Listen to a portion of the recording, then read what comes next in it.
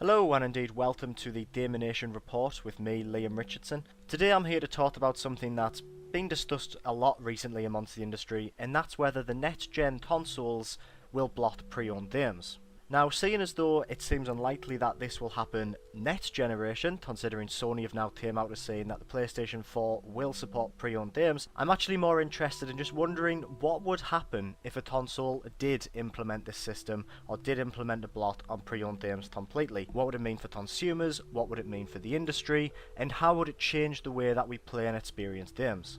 So what are pre-owned games? Well, when Johnny Consumer goes to buy a brand new game, traditionally, a consumer would go to somewhere like a GameStop in the US or Game here in the UK. Once he's there, he has the option of either buying the game brand new for about £40 to £45 or pre-owned, normally for slightly cheaper, maybe £35 or even £30. So to the average consumer, this decision normally comes down to nothing more than personal preference. Do I buy the new game for £40 and have it completely new and no one else has ever touched it? Or, buy it second hand for slightly cheaper and I save money but someone else has already handled it. Now, normally pre-owned games are in brilliant condition and the only real difference is the price that the consumer pays for it. The problem is, this isn't really the case. When a games retailer buys in a brand new game, they obviously give money to the publisher in order to acquire copies, which means that when you buy a brand new game, you're giving money to both the shop and the developers themselves. This money then goes back to the publisher, which means that sequels get developed and the money goes towards other projects and it keeps the industry afloat. But when you buy a pre-owned game for slightly cheaper, the shop obviously doesn't have any obligation to pay the publishers anymore because they've acquired that game from another consumer. That consumer has received money or trade-in value and then they can sell on that game for however much they want. Which means that when you purchase a pre-owned game, 100% of the money you're handing over goes straight back to the shop and no one else. The developer does not see a penny of what you've just spent, and therefore this doesn't count as a straight sale to a publisher. So let's say I buy a game brand new. I pay £40 for that, and a lot of that money goes towards the publisher. I then get bored of that game and take it back to the shop, receive trade-in value, and then that copy is sold on a den to someone else. That same cycle continues, they trade in the game, someone else buys it, and let's say this game changes hands 4 or 5 different times. The developer has only seen money from that initial purchase. All of the purchases after that have gone straight back to the shop and no one else. And for this reason alone, we've seen a rise in things like online passes and DLC, because if you buy a game back from the shop, you have to buy an online pass to play it online or to unlock exclusive content, so the money that you pay for your online pass goes straight back to the publisher, and this is how companies are starting to combat pre-owned sales. We've also seen a rise in things like EA's Origin and other digital download services, and even things like the PlayStation Store, which has incredibly high prices, because this is just a way of preventing pre-owned sales and ensuring that every single time you buy a game, the money goes towards the developers. Now, at no point here am I saying that buying pre-owned games is bad. I have a lot of friends who worked within the games industry and they would probably argue that it is, but as someone who as a child used to buy a lot of pre-owned games because that's how I used to play games, I can't say I disagree with it. I mean, I would never have played as many games as I used to if I bought them brand new. When you're a child, a game for £10 is a more viable option than a brand new one for £40. But I do have to say, if the price difference between brand new and pre-owned is only something as minor as a fiver or even £10, I would urge you to buy the new copy because then you're directly supporting the development team. So this is the way that the system currently works, and it's the way that it's worked for many, many years now. Both the shops and the publishers need each other in equal measure. The shops need the publishers so that they actually have something to sell. The publishers need the shops to make sure that their products reach the consumers, but at the same time they're also sort of at war with each other. Shops sell pre-owned games, which developers don't see a penny of, and publishers do digital downloads, which shops don't see a penny of. So it's a very strange ecosystem that relies on each other, but also hates each other at the same time. So let's just say, for the sake of argument, the next generation Xbox blots pre-owned games. They announce at their announcement conference that the Xbox Infinity, or whatever it's going to be called, will not support pre-owned games. What will happen? Well, it's pretty simple to say that if the PlayStation 4 will support pre-owned games, retailers like Game and GameStop will refuse to stock the next generation Xbox.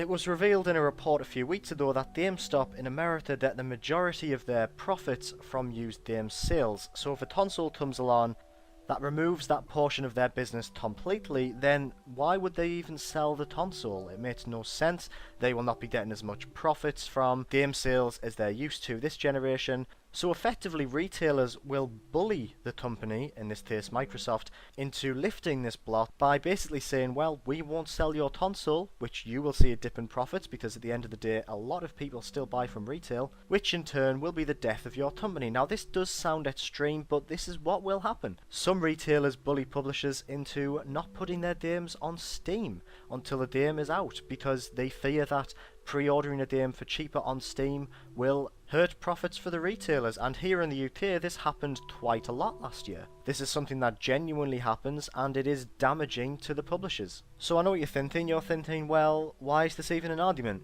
They won't implement pre-owned game blots because at the end of the day retailers will turn their backs on them. Well, not necessarily. There's still benefits from this system. Let's say the next generation Xbox has a blot on pre-owned games. And let's say that you are the CEO of Activision. Now you're looking at your fiscal, documents and how much profit that your company has made, and you realise that a lot of money has been lost from people buying Call of Duty Black Ops 2 second hand. In fact, in some instances, like the one we discussed earlier, this game has changed hands 4 or 5 different times, and Activision have only seen 100% profit from one of those sales. So you look at the Xbox, a console that completely removes that possibility from even happening completely, and you think, well, if I put my game exclusively on that console, we will always see a return from every single time someone buys a copy, and it will completely remove those pesky pre-owned markets completely. I mean, they'll just disappear, for that game anyway. So let's say the next, and this is completely hypothetical, just remember that, this won't happen, but let's say the new Call of Duty exclusively comes out for the next generation Xbox.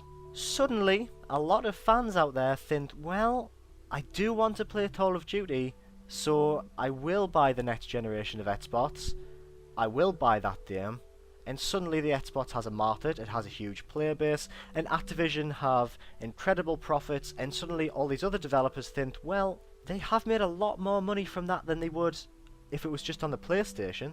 Effectively, we have removed what is basically, to a publisher, the same as piracy. I mean, when you download a game, you're not giving any money to the developer. When you buy a game pre-owned, it's exactly the same principle. So these other companies think, well, we should put our game on there exclusively as well.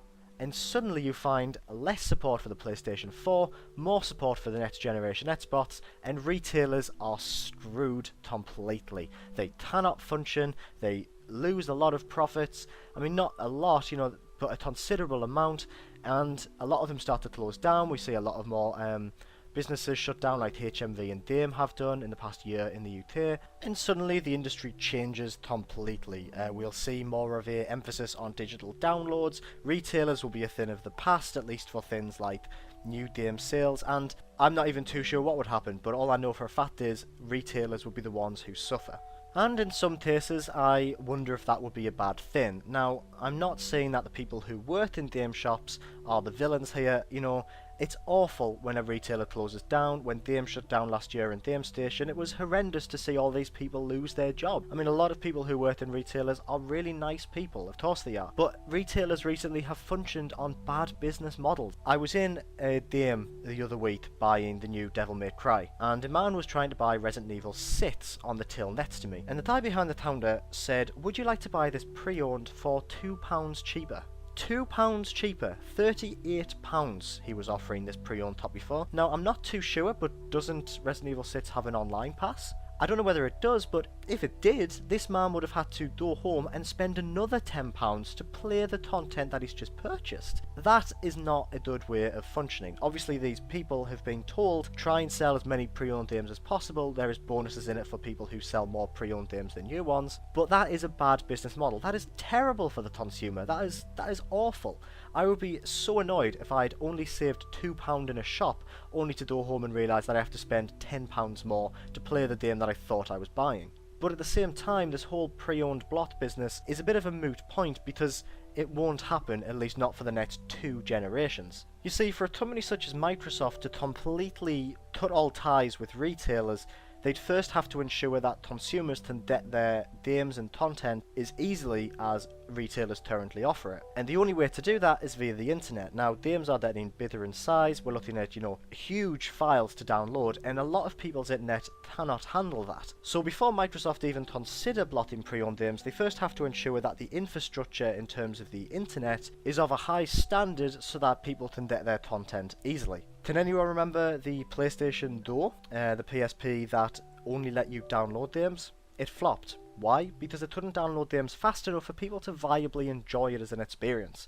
You couldn't put UMDs in, it was one of the first digital-only systems, and it failed because you're not going to spend 4 hours downloading a portable game. It's just, why would you do that? It's stupid. So at the moment, internet service providers around the world aren't offering a consistent connection speed to everyone, which means that Microsoft can't viably launch a console that relies on purely digital and new copies, because they would be cutting out too much of a viable way to buy their content, which would mean that the console would be a flop. It's as simple as that. The next generation Xbox would fail if it had a pre-owned block. So for the time being, it's probably safe to say this won't happen. I mean, I don't know what Microsoft will do, but I can't imagine them being stupid enough to cut out that part of the market. But we never know. At the end of the day, it could happen, and eventually I think it's worth saying it will happen. I think retailers, their days are numbered, and I think they need to start shaping up their business models, otherwise they're going to fall behind, and they're going to be done within the next 5 years. It's a shame to the people who work there. It's a shame that these traditional high street stores will disappear, because I have a lot of fond memories of, running to these shops and buying games brand new, and midnight console launches, that'll all be lost. But we just have to wait and see. It's a shame, but it's the way that the industry is currently heading, and we'll just have to see how they change their businesses.